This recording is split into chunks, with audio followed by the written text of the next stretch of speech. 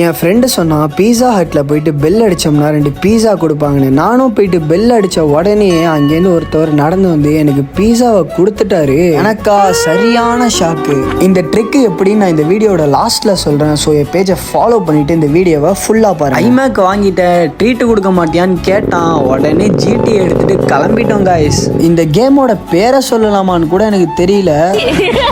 அதுக்கப்புறம் ஒரு மேட்சாக போட்டோம் பாருங்க. ஃபஸ்ட்டு கோலை அவன் அடிச்சிட்டான். அதுக்கப்புறம் எப்படியோ ட்ரை பண்ணிகிட்டே இருக்கேன். தலைவன் பிளாக் பண்ணிக்கிட்டே இருக்கான். சும்மாவா விடுவேன், கிறிஸ்டியானோ ரொனால்டோ ஃபேன்ரா.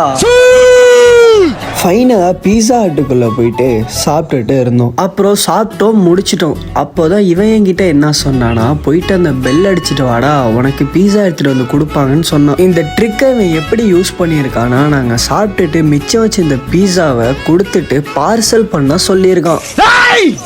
சந்திரா, உனக்கு அந்த பையனை தெரியுதா? இல்ல தெரியலையே. அப்ப கிட்ட போய் பாரு சந்திரா, தெரியும்.